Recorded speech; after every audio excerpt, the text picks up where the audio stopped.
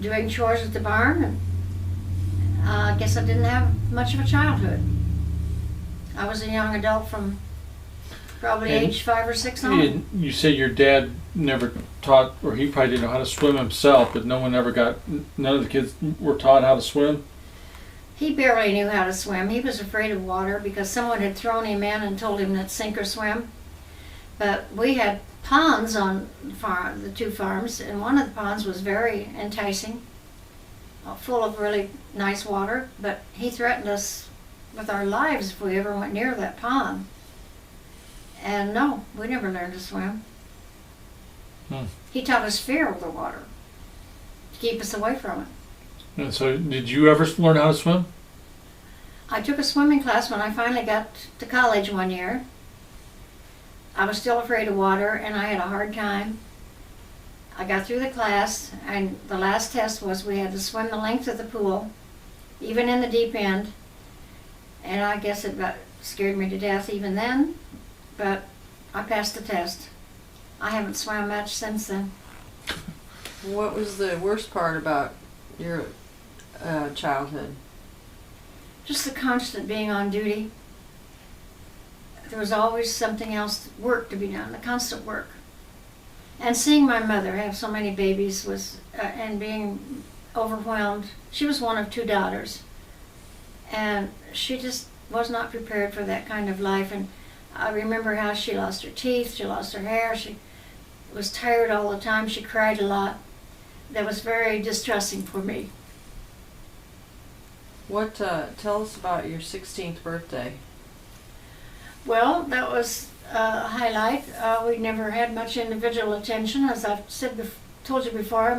Often we didn't even have a cake. But this particular 16th birthday, my dad had asked me to go to town with him in a wagon pulled by horses, because we had no car. And before we left, we got the groceries and did what he called trading. You took your cream and eggs in and sold them, and then used that money and bought sugar and flour and things that we couldn't produce on the farm. He asked me to go down to the Mesa's jewelry store with him, and I couldn't believe it. What for? And out of that came that he bought me a birthstone ring that I wore till I wore it in 2, and it was an amethyst ring. And I still don't know why he bought that for me, because I don't think he did it for my brothers or my other sisters. But I treasured it. I still have it. It's in a bank box because I can't wear it, but it's there. You ever thought about getting it fixed? It's beyond fixing. The gold is just so worn that there's nothing there, and then the top of it is a square amethyst, and it's badly chipped. I wore it all through high school. How is it that you ever went from that to getting a PhD in education? What were you always motivated to? Was motivated to learn. I always wanted to learn. Like I said, I taught myself to read before school. And going to school was such a highlight of my life, and I loved my teachers, all except one. And they taught me a lot, and I went home at night and taught my brothers and sisters because I just wanted to be a teacher all my life. And I ended up being an assistant teacher when I was at school as I got a little older. If I was in 5th grade, I was teaching the 1st graders, using flashcards and teaching them to read and do math, and I loved it. And then I got to college by not knowing anything about college. My high school didn't have a library, had no counselors, didn't know what college was. Counselors, yeah. And my neighbor, a woman that lived not real close to us, but she had always watched the local papers, and they printed the honor roll in there every semester, and what your rank was in your class. And she stopped me one night coming home from school, and I was walking 3.5 miles back to yet another farm that we moved to when I was a senior, which was never my home. I didn't like the place. But I had to walk 3.5 miles after basketball practice because I played basketball. And often it was almost dark when I was walking, and she asked me to come in and have some cookies and milk, and she asked me if I'd ever thought about going to college. She'd been watching the local paper. She saw that I was number 1 ranked in my class all the time. I told her I didn't know what college was. She herself was a college graduate. She was a Farm Bureau woman and had been a teacher. And that year they were offering scholarships to, I was a 4-H club girl, which is related to Farm Bureau. It's for the young people. And she knew that also about me. And they were offering scholarships to promising young people who wanted to be teachers, to finance sponsored by the Farm Bureau, and you had to go through an interview process, and I don't think there was a test involved, but I'm not sure at this point, and you had to go to Iowa State Teachers College, it was called then, which is now called Northern Iowa, and you were to pledge then that you would go to a rural type school, a small town or rural type school, and teach for a minimum of 3 years after you got the scholarship, after you got through. Well, to back up a bit, there was also something called normal training in high school. Girls could take normal training, well, anybody could, but it was all girls, took normal training to be teachers, basically to prepare them to teach in the rural schools around Moulton. But it was education classes, and it was taught by one of the teachers there at the college, at the high school. So I had 2 years of normal training, and as part of that, we had to do what would be called practice teaching today, and go out and teach in these little country schools. Plus, the man who was the superintendent, who was also like a principal in the school, would ask me to teach in his substitute teaching in his classrooms, which the high school and the elementary were right together in the same building, including his wife's class. She taught 2nd grade. And I could go down there and manage 20 kids when I was still in high school. And I could teach them. And so he asked me to be the substitute teacher quite often for one of the classes. So that's how I got involved too. Well, then after I was in college, the 1 year, I could have gone a 2nd year or a 3rd year, but he called me or talked to me when I was home. I only went home twice the whole year, but he called me over to the high school, elementary school, and asked me if I'd be interested in teaching there next year. And I told him no, I wanted to go back and finish as much of the college as I could, because I was close to ending one year. He said, well, he really needed me. There was really a teacher shortage, and he knew I could handle it, and so on.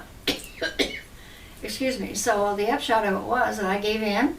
He hired me to teach 5th grade, and I taught 5th grade there for 3 years. And that counted as my what I owed the Farm Bureau. Even though I only had the 1 year of college, I could have had more. And during that time, I'd been dating your dad since he was a year ahead of me in high school, even though he was a little bit younger. We got married, and you know the rest. Okay, well, we got about 10 minutes left What do you of want your to know? life history. Well, I was married to your dad, and then after a while, he was going to Kirksville College, which is now Truman College, and I was teaching in Moulton and helping him get through college. He ended up with a degree in high school education, which was different in those days, and they got paid more. And he came back and taught in Moulton 1 year, and I continued to teach 5th grade. And then we moved to Moravia, and it was there that we were living in Moravia that Randy was born, your older brother. You remember him, don't you? He's almost 5 years older than you are. Well, anyway, we took him back to this huge Victorian house in Moravia, but we were only there 5 weeks, and your dad had taken a business class to Des Moines, and they visited Bankers Life Company. And I was in the hospital giving birth, which I've never given him for that. But he was up there with this class, and he decided that maybe he would like to get out of teaching and go into business. And Bankers Life told him that they would hire him if he could pass their entry test. And he took it the same day he was up there, passed it, came home and told me in the hospital, we're moving to Des Moines. And so we did when Randy was 5 weeks old. And your dad worked for a Bankers Life Company there. And then he decided he wanted to work out in the field, and he came home one day and told me we were moving to Atlanta, Georgia. But we were born. Oh, so- you were born in Yeah, there someplace. don't- Let's don't- not forget that. Yeah, let's not leave that out. That's Oh, how could I do that? While we were in Des Moines, you, Brian and Susan, fraternal twins, were born to IlaDean and Dwayne at Methodist Hospital. It wasn't. I thought I heard something. You actually had a miscarriage in between it. Yes, I Randy? did, between Randy and you two, and that's why there's 5 years. How far after Randy? I mean, years later. Well, they was- would have been almost exactly in the middle. You could have had a sibling that was, How far along were you when you had the miscarriage? well, it was almost 3 months. It was pretty traumatic, really. But I remember being sick and it happened. So, Is it also true that you didn't know that you were going to have twins until 2 weeks before? that's exactly Did the right. doctor never touch your stomach? Go, Yes, Ma, they did. there's 2 heads here. Well, how that happened was that I had one pregnancy, of course, Randy, and I knew what that was like. Well, then here I got pregnant with you two, and within a month I couldn't fasten my clothes. I thought, this is strange. Month. So I started going to the doctor after I knew that you were on the way, and I kept telling him, everything's different about it. It's not like the first pregnancy. He was an old Marine doctor. Very good doctor, I think. The marine animals or A marine biologist, huh? No, he had been in the U.S. Marines military. Yeah, I know. And that was, of course, long before, what do they call the test they give now? The Well, ultrasound. ultrasound test. There was no such thing. And the reason they did an x-ray is because it was very damaging to the fetus and could kill them or deform them.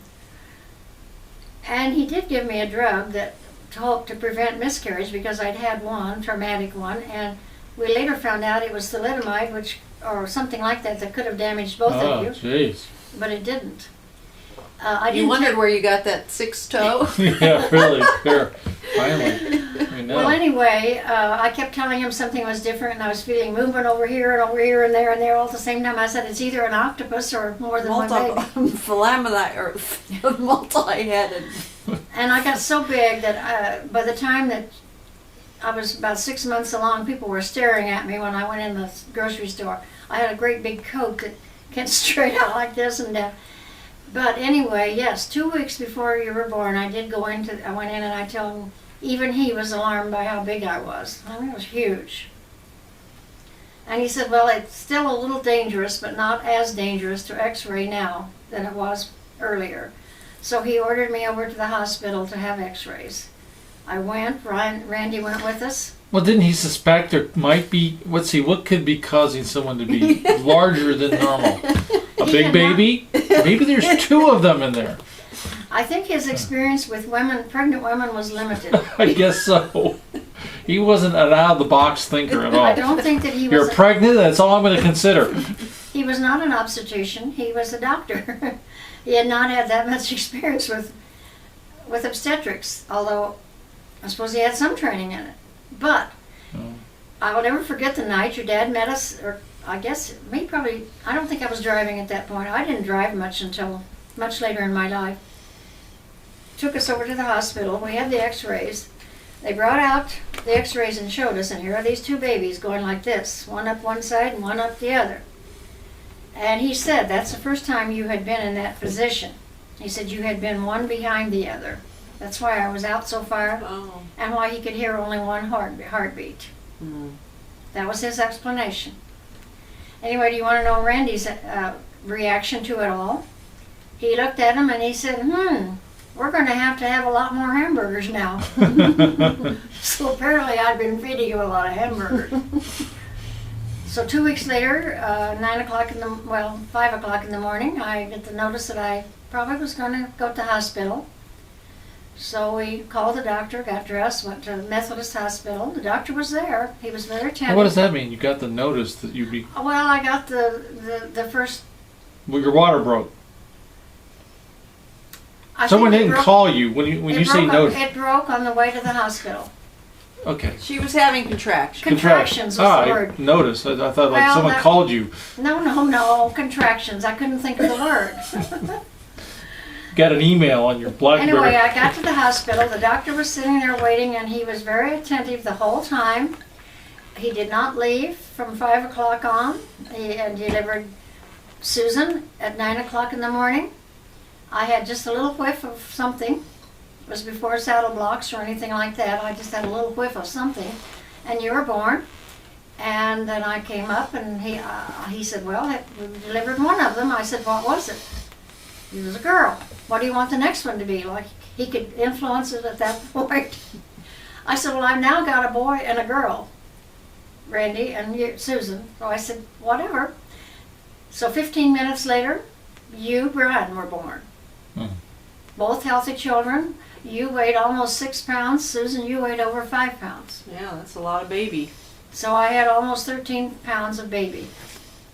Wow. And yet did not know it was 2. The doctor did not know it was 2. I did not know it was 2. I knew, suspected until 2 weeks before you were born. Yes, that was a very interesting time of life, and we only had a 2-bedroom house. And of course, one room was Randy's and one room was your dad and mine. And we didn't know how we were going to arrange things.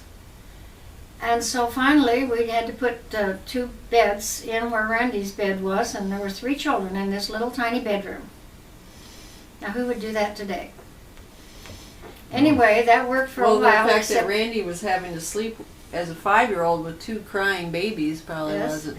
Although you did not either one cry that much, but it was getting up for the night feedings and having to work around keeping him asleep, you know. And by fall, he was in kindergarten, so he needed his night's sleep to go to school. I got up most of the time because I thought your dad had to go to work, and I must have been just dead tired all that time, although we did hire a woman for 5 weeks that came in during the day, and that was a godsend. That my mother couldn't come because she had a baby at home or had young children at home. And so, I did have a woman for 5 weeks. Well, in the meantime, we decided we would finish off the attic. So your dad did finish off the attic in Knotty Pine, and Randy had to move upstairs. And so we were crowded. But then it wasn't too long. You were 2 years old. Well, now wait. You once told me that that was a very happy period of your life. It was. When you kids were little, that was the happiest period of my whole life. Yes, because your dad was getting raises at Banker's Life. We even got to go out to eat once in a while. Very seldom, very seldom. Or we would get a better babysitter, and at least on our anniversary, we would go to a place in Des Moines there that was kind of pricey. We thought probably not, but it seemed so to us. I remember the first night I ever had a babysitter when you were babies. It was a woman, and here I was leaving my precious 2 babies with her, plus an older child. And I was worried and scared, and I kept asking your dad to drive around the block and let me look in the window to see if she'd murdered you yet or something. I don't know. Well, you know, because I was very apprehensive about the whole thing. And I remember we didn't stay very long at the place we went because I had to get home and didn't think anybody could take care of you but me.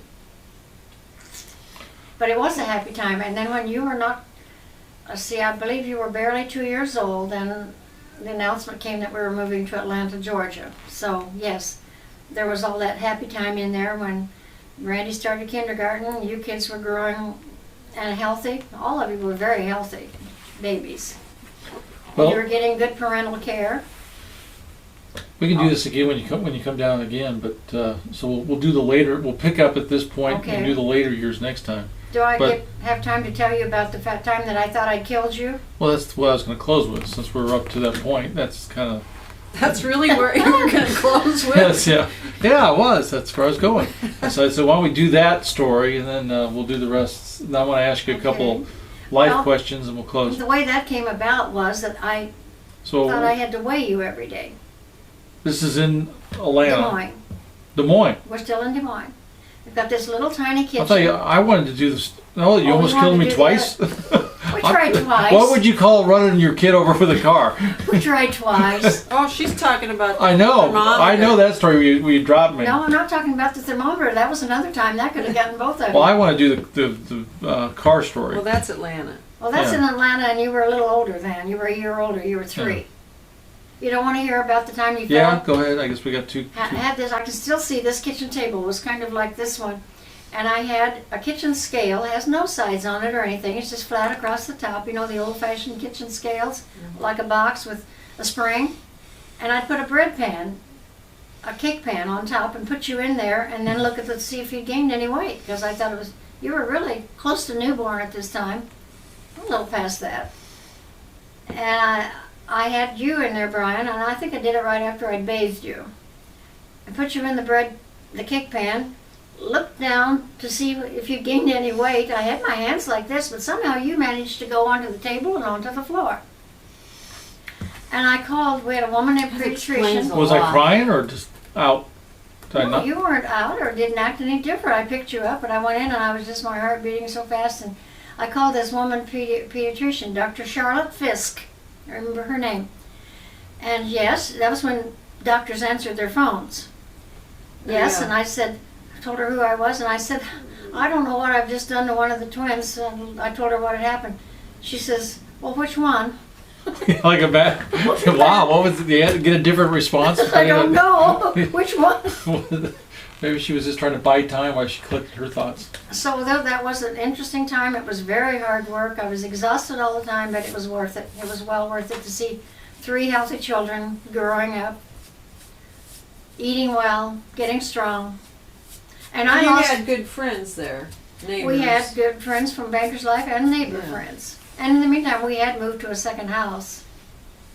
We had moved, no, we were living in the second house when you were born. We lived in another house first when Randy was a baby. So we've done a lot of moving. I have all those addresses. I think I could almost tell you their names of the streets and all. But is that the end for now? Well, no, I want to do let's get it on tape, the official account of what happened on the back when the driveway, or when I got run over. Oh, you want to hear about that? Well, we did move to Atlanta, Georgia. We lived in a house that seemed like it had a very steep hill going from the street up to the house driveway.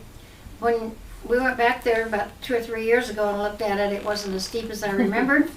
But still, we had a very heavy Ford station wagon that we had. That was our car, the only one car we had, and we drove down to Atlanta in that.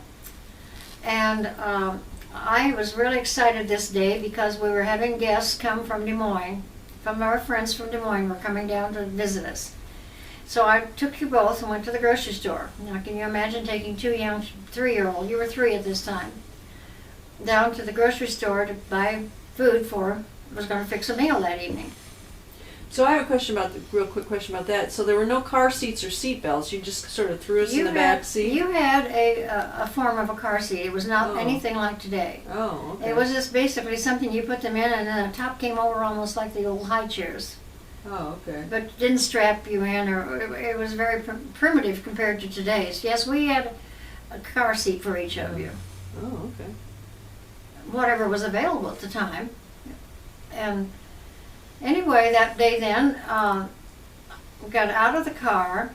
I took groceries in each arms, and Susan got out and came in behind me into the house. We didn't have a garage; it was a carport. Mm-hmm. And for some reason, I left you and Brian in the car. I should never have done that. And I kicked myself for years afterwards that I did that. But I took 2 bags of groceries in. I remember then telling Susan to wait in there. I'd go out and get the rest of the groceries. Went out and there was no car. It was gone. I looked around. What could have happened? What could have happened to Brian? And I looked down the hill. And we had a mailbox right at the bottom of the hill, and here's this Ford station wagon rocking back and forth on the mailbox, and I don't see you. And I ran down there with my heart in my mouth, of course, and saw you laying out in the street with blood coming out of your mouth. But you had bailed out. You were out of the car, and then we didn't know at the time what had really happened. We just knew that the car was down there and it was rocking on the mailbox and you were laying in the street. So I picked you up, ran up that hill to the house, dialed the doctor. The doctor was out playing golf. But the nurse was there and she said, well, you better bring him in. She said, we've got to look him over. And she said, I said, well, he's barely breathing. I said, he's just gasping and he's turning kind of blue and black. And she said, well, we've got to get here fast. And she told me to get there as fast as I could. Well, I ran back down. I don't know where you were, Susan. I don't know whether, I surely did not leave you at home. I must have taken you and put you in the car too, because I wouldn't have left you at home alone. Laid you on the front seat, gasping for breath, gurgling and all this kind of thing. And I thought, well, how am I going to get this car off of the mailbox? So I started gunning the car, rocking back and forth to get it off the mailbox. Later found out they had punctured the radiator. Wasn't supposed to be driving the car at all. But I drove as fast as I could up to this little doctor's office in Doraville, which was a mile or so away. I got up there and ran with you into the doctor's office. The nurse started stripping your shirt off. She says, my God, this kid's been run over because there were tire tracks from your shoulder down to your waist. And you're still gasping for breath. She quick called an ambulance. She's got to get him to the hospital. Well, it was clear down in downtown Atlanta. Oh, they didn't have like any regional No emergency regional rooms hospitals, or- and that was down on what they call the expressway. And so here we are, and the ambulance comes pretty quickly, and I guess you're there too, because I can't remember. But we drive in and finally get to the hospital, and in the meantime your dad gets called by somebody, because he worked downtown and had his office downtown Atlanta, and he met us at this hospital. I think it was called Grady Hospital. And they started working on you to get you to breathe, and found out that you had a collapsed lung.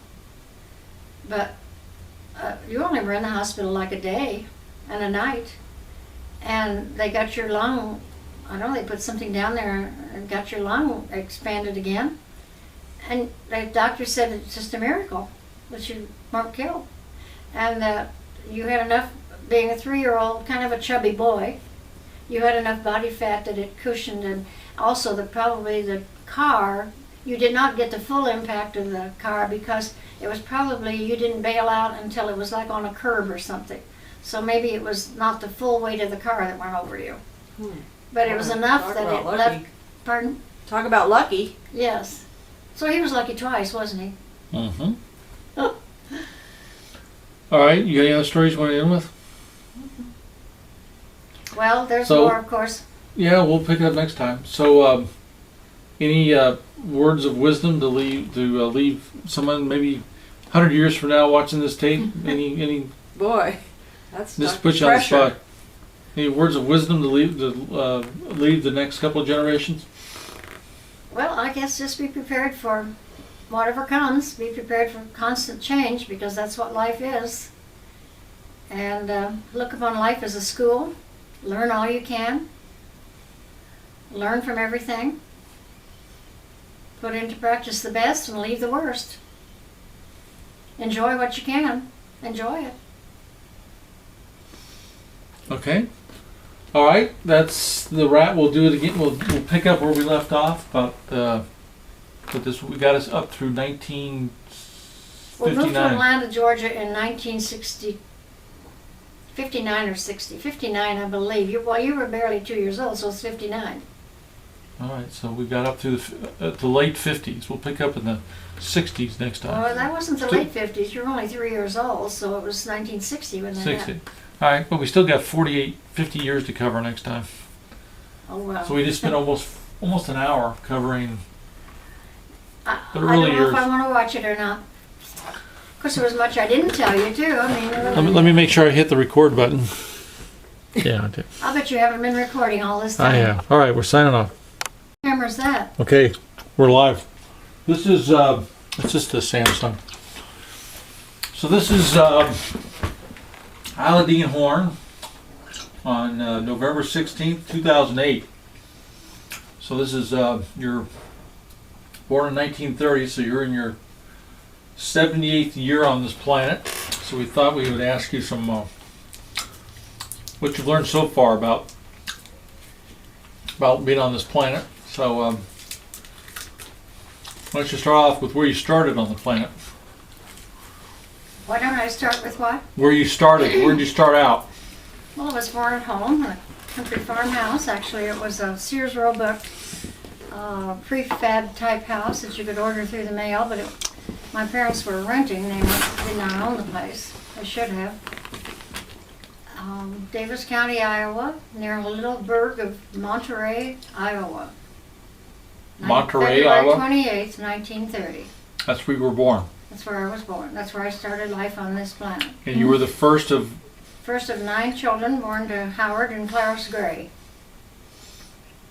Clarice Okay. Gingrich Gray. so how much later was it before the second one showed up? 2 years. So you were the I was oldest. an only child for 2 years and 2 months. And who was the next? 2 more years. No, who was the next one after you? What was the name? Carolyn. Carolyn was next. And after Carolyn was Marjorie. 2 years spacing between each one. I think you missed Verna. No, he said the next one. I didn't name her. But Well, name them from you down. all the children, Yeah. well, IlaDean, me, was the firstborn. The second was Verna. The third was Carolyn. Then Marjorie. So after 4 girls, my father finally had a boy, Wendell. 2 years later, another boy, Lauren. And both of those are deceased now, and I'm still living and the oldest. But after the 2 boys then came 3 more girls. Phyllis, then Connie, now deceased, and Barbara. So was your dad wanting more boys or just wanting more kids? I think he wanted us all to be boys, probably. Because in that days on the farm, the boys were considered good farmhands. So since he didn't have a boy, I became his farmhand, his So short girl. he ended up with 2 boys out of 9 2 boys out of 9, in the Oh. middle. in the middle. Oh. All right. So when did you tell us the farms that you remember that you moved to after you were born? Where'd you move next to? Well, we were there through my first year of country school. I started when I was 5. Because there was no kindergarten, I was in 1st grade. I could already read, but the teacher didn't believe it. I had taught myself to read off of an oatmeal box, my mother said. And when I told him I could read, he just said, "Oh, fine, now sit down and do these phonics drills." So, which I didn't need. Well, anyway, then after I was not quite through with my 1st grade, but I had turned 6, yes. And we moved to a farm up by Moulton, Iowa, which was another rental place for my parents. And I consider that my real growing up time because I was 6 years old and we lived there until I was 14. Oh, so the place that we used to go visit as kids was not this farm. It was. No, I never lived in the place that you kids, Brian and Susan, and even Randy considered where Grandma and Grandpa lived. I never lived there. I lived in the 2 farms, one near Monterey and one near Moulton. I went to Moulton High School, graduated in 1947. I was barely 16 years old at the time when I graduated. All right. Well, before we go further with you, tell us a little bit more about your dad and your mom. What do you know about them? Well, I know that it was probably an unfortunate marriage. Because my dad was like a frontiersman. He liked to live that kind of life. Hold on. We got hot off the press some questions from the audience. A question coming The from audience Yeah. is clamoring. your to- grandson who Yes. is having his 15th birthday today, Tanner Horn. You're doing this for something for Okay. school? Family tree project. Oh, how timely. Yeah, great What is time. it you want to know? What's your birthday? February 28, 1930. Okay. I've been asked many times if I was a leap year baby and only had my birthday every 4 years, but I was not born in Yeah, leap you year. think most people think a year divisible by 4 means, although 1930 is not, No. but a round year like even year is typically leap year, but it's 1932 would have been, right? Yes, but I was not born in a leap year, so it was just the last day of February. What else you got, Tanner? Do you know what year Grandpa was born in? 1898. No, not your grandpa, his grandpa. 1930. Oh, Dwayne. Dwayne? He was born in 1930 also. Okay. And then, what were your parents' names? My mother's name was Clarice or Clarice, C-L-A-R-I-C-E. Do you know her middle name? Her middle name? Clarice was her middle name. Her first name was Ida, I-D-A. Okay. That was her mother's name. And do you know when she was born? She was born in 1910. And do you have any idea when she died? Well, yeah. 1988. Okay. And then what about your dad? We were uncertain about his birth date, and he gave us various times, but we think it was either 1897 or 1898, according to Bibles that I've seen. And then do you know what was his full name? Well, he was christened Howard Selman, S-E-L-M-A-N, but he had a falling out with his uncle, whose name was Selman, and he refused to use that name any longer. He gave himself a first name of Roger, R-O-G-E-R, Roger Howard Gray. And up until the time that he had the falling out with his uncle, the name was spelled G-R-A-Y. But from that date forward, he said it won't be that way, it will be G-R-E-Y. So I grew up as G-R-E-Y. What kind of a falling out did he have that would make It involved something like doing a summer of hard work for him, and he didn't pay him. It was something in that nature. He had promised to pay him for the summer's work, and he didn't. a whole summer's work he didn't get paid for? Wow. Was that enough to change your name for? Both your middle name and your last name? Yeah, that's pretty extreme. As I said, my dad was a strong, opinionated, no, I don't know what the word is, but he was like a frontiersman, and my mother was more of a gentle woman that was born and raised most of her life, well, in the city of Omaha. I'm sorry, Ottumwa. What else you got, Tanner? What year did he pass away? 1972. And then do you know Dwayne's parents? My grandparents, Dwayne's parents. His grandfather. I do not know their dates. his I can- dad. I can tell you. Clarence Horn is his name. Clarence Lorraine, L-O-R-R-A-I-N-E, and he hated that name, so he always just used the initial L. And then do you know his mom? His mom was Letha. No, his wife or his mom? His mom. Dwayne's mom. Oh, Dwayne's mom. Her name was Letha, L-E-T-H-A, and her maiden name was Doherty, D-H-O-R-I-T-Y. Okay. You have no idea on the years of those? Yeah. Grandpa Horn was born in 1905, wasn't he? right. That sounds right. Probably. We is. don't know the month. But I thought he was doesn't more matter. close to my mother's age, 1910. No, he was Wait, did he 1905. die recently? He died in 1990, I think it was. I don't know that. No, 1991. And then He was 86. didn't Letha die like really early? Yes, Because that's why Alice was around? right, Well, Alice was his second wife. She was not Dwayne's mother. right. Yeah, she was his stepmother. So his mother died when he was only 14, 13. 13, so that would have been 1943. 43. You know when she was born? I don't know. I think she was a little bit older than Clarence because she was a year ahead of him in high school. So They, So she's they probably born both in went to Moulton 1904. High School. Yeah, that's from 1904. So I think she was probably born, you said he was in 1905, she was probably born in 1904, Okay. probably. You got it. Do you need to know anything else? Nope. That's all I need to know. Just the facts. mhm.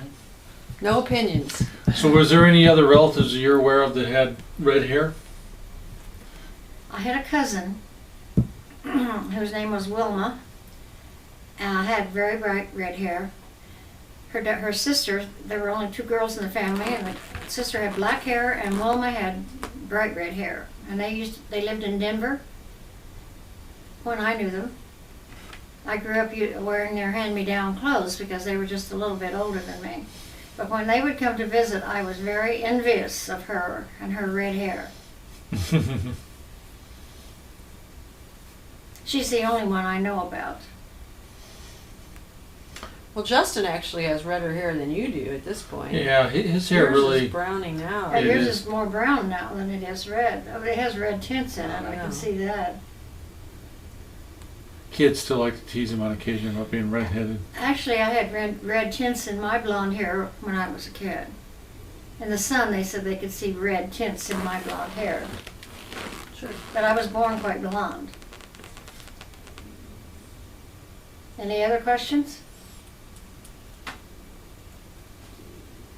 No. Do I get a Continue on copy with of this your- when you get it written up? I think he's got it written out. You When you said get this plugged in? No, he's got more personal questions for you on the video. yeah. So let's go back to like your dad. You thought he may have been married before. What was He that? was. He was, not just you thought. It has been authenticated. Well, I've seen the county records that show when he was married and when he was divorced. Did he have any children in his first marriage? I don't think so. Wasn't that a little unusual for people to divorce back then? Very. And that's why they kept it a secret. Oh. From all of us. I was the one that first found out from talking to the janitor at the high school who told me. Then I told each of my brothers and sisters. Our parents never told us. So I remember you telling a story in the past about falling asleep on the railroad tracks. Want to tell that story? Well, after we moved to this farm up by Moulton, Iowa, I was this little girl of 6 years old, and I had not finished first grade, but we moved to that farm, which was traditional to move in March. That was the moving time for farmers from one place to another. That's when the leases were up on the farms. So I also had been quite sick because I had frozen my fingers. I don't know if you know that story, but I guess we'd call it frostbite, heavy frostbite. They always told me it was frozen. Do you want to know that story? Mm-hmm. I went to country school, and we always had very long recesses and very long noon hours that we would go out and slide down the very steep hills around the school. And the story I was always told was that one of the students in the school didn't have any mittens, and I loaned her mine. But I went ahead and slid downhill with no mittens, and I was riding behind or in front of, I don't know which, one of the older boys in the school, because the country school, the grades were all mixed. So there were older children, and I was one of the young ones. And I got scared and started trailing my hands in the snow just for like a break. Mm-hmm. And then I had to walk like probably a mile and a half or even maybe longer through a pasture to get home at night in the bitter cold. And somehow I didn't get my mittens back, so I got home with these cold, stiff fingers. My parents immediately started thawing out my fingers, and I wore what they call poultices, which my mother sewed like a mitten, and they filled it full of bread and milk. That was, that's the way they treated it. And I had to wear those things for quite a while, and I don't think I ever went back to school after that. In the meantime, we moved, and in addition to having the frostbitten hands, I was sick with something else. So I never went back to school after March. Oh. So then came the next fall. It was time to go to school somewhere. And there was a little country school that sat within a quarter of a mile of my parents' farm that we lived on now. But I couldn't go to school there because there weren't enough students to keep it open. It had been open, but you had to have a minimum of 5 students to keep the school open. And it was not until the gray children got old enough to populate the school that they opened it again. So I had to go to school in the town of Moulton. And when I remember my dad took me in to enroll me in school that fall. And when they found out I had not finished first grade, they were not going to let me go to second grade.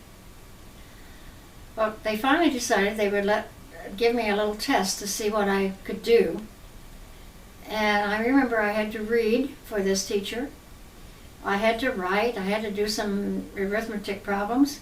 And out of it, came their decision then that I could go on into second grade. So therefore, I ended up in second grade in Moulton. My only year in a town school, because the next year, the parents arranged to send all of the students over to another school that was not this little country school within a quarter mile. It still wasn't open. We had to go maybe like a mile or longer to another country school. So that was my beginning of So life. when's the railroad tracks falling asleep on Well, the the railroad? railroad track story is that here's this little, I think it's quite remarkable now that I was 6 years old The same year that you had after I had enrolled in Moulton School. second grade. There were no railroad tracks to walk on in the first grade, but when I was in second grade in the country school, these big puffer belly trains there was a lot of train traffic because Moulton was a train center for the CB&Q Railroad. In fact, it even had a roundhouse where the trains turned around. But they let me, or they told me I had to, if I wanted to go to school, I had to walk to school. So I could go down the road, make a right angle turn, and then another turn and go into the school. Or I could take a shortcut by walking on the railroad tracks, Mm-hmm. like across this angle. So that's what I did most of the time, and I knew enough that when the trains came and I heard the whistles that I had to get off of a steep embankment and go down and get away from the train. But I can still smell and see the smoke coming out with all of the soot and everything in it, the black soot. But one day I was sick, and I knew I had to get home, and there was no cell phone to contact my parents and tell them I was sick. So I knew I had to get myself home, so I started walking down the railroad track. But I was cold, so the tracks were often rather warm because the trains had come there, plus they were metal and they absorbed the sunlight. So I lay down on the railroad track. And fortunately for me, I guess, no trains came. And it was getting dark. And finally, my dad came out to look for me and found me asleep on the railroad track and carried me home. Hmm. So that's the railroad track story, and it's true. How did he know you'd be on the railroad track? 'Cause How you did I know what? How did your dad know you would Well, be he on the knew railroad? that I used that for a show quite often. Oh, okay. In fact, I suppose they told me about it, that I could do that. Here I was walking in first grade. I was walking through a pasture that had bulls in it, cattle. Uh-huh. Also had a creek that I had to cross. And then when I got to the country school, there was a big fence with barbed wire on top of it, sticky wire. And one of the big boys would come out and lift me over the fence to get into the school. But at night he'd lift me back over, or the teacher was a male teacher would do the same thing. Until one day we had what was called a lockout of the teacher. Do you want to know about that? The lockout. A lockout. What's that? Do you want to know on the tape, video? Well, I Well, think there's probably other things about your life that would be more Okay. interesting. All right, but we locked the teacher out, and I tore my boot going home and getting over the fence, and I got punished for that when I got home. Uh-huh. Okay. Well, I don't know. So what was the best part about growing up in a rural farm environment? I didn't know any other life at the time, so I guess I thought that's just all the way all life was. But best part, I suppose, was freedom. Freedom to roam around, and there was no fear about anything. I became quite brave and learned how to do an awful lot. Be self-reliant. Mm-hmm. I don't recall much fun. I've told you before that I helped my mother with all the babies as they came along, and worked hard in gardens and pickle patches and the hayfield with my dad. And